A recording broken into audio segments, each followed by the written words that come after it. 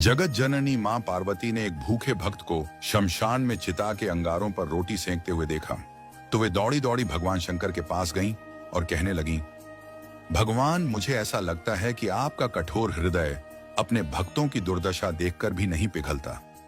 कम से कम उनके लिए भोजन की उचित व्यवस्था तो कर ही देनी चाहिए। आप देख नहीं रहे, वह बेचारा भर्तृहरि अपनी कई दिन की भूख मृतक को पिंड देने के लिए दिए गए आटे की रोटियां बनाकर शांत कर रहा है। महादेव हंसते हुए बोले, शुभ है, ऐसे भक्तों के लिए मेरा द्वार सदा खुला रहता है, लेकिन वे आना ही कहां चाहते हैं। यदि कोई वस्तु दी भी जाए तो उसे स्वीकार नहीं करते। तुम ही बताओ, मैं क्या करूं? मां भवानी आश्चर्य से बोली, तो क्या आपके भक्तों को भूख की अनुभूति भी नहीं होती? भगवान शंकर बोले, परीक्षा लेने की तो तुम्हारी पुरानी आदत है। यदि विश्वास नहीं हो तो तुम स्वयं ही जाकर क्यों ना पूछ लो, लेकिन सावधानी रखना, क्योंकि यह मेरे भक्त हैं।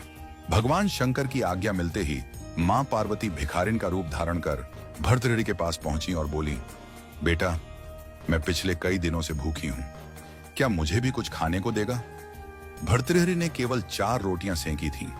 उनमें से 2 रोटियां बुढ़िया माता के हाथ पर रख दी। शेष 2 रोटियां खाने के लिए आसन लगाकर बैठने ही वाले थे कि भिखारिन ने दीनता से कहा, बेटा, इन 2 रोटियों से कैसे काम चलेगा? मैं अकेली नहीं हूं, मेरे साथ एक बूढ़ा पति भी है, उसे भी कई दिन से खाने को कुछ नहीं मिला है। भर्तृहरि ने वे दोनों रोटियां भी माता के हाथ पर रख दी। उन्हें बड़ा संतोष था कि इस भोजन से मुझसे भी अधिक भूखे लोगों की भूख मिट सकेगी। फिर उन्होंने कमंडल उठाकर पानी पिया, संतोष की सांस ली और वहां से जाने लगे। तभी एक आवाज आई, वत्स, तुम कहां जा रहे हो? भर्तृहरि ने पीछे मुड़कर देखा। मां पार्वती अपने दिव्य स्वरूप में प्रकट हो चुकी थी।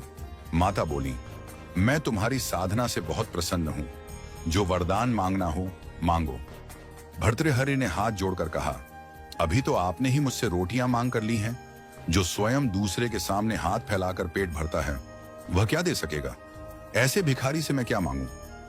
मां पार्वती ने अपना स्वरूप दिखाते हुए कहा, मैं सर्वशक्तिमती हूं, तुम्हारी परदुख कातरता से बहुत प्रसन्न हूं, जो चाहो सो वर मांगो।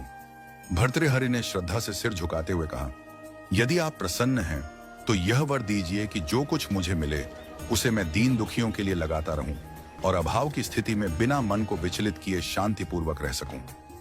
मां पार्वती ने एवमस्तु कहा और भगवान शिव के पास लौट गईं।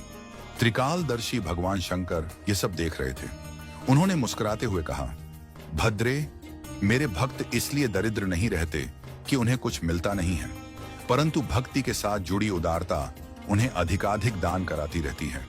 वे खाली हाथ रहकर भी विपुल संपत्ति वालों से अधिक संतुष्ट रहते हैं।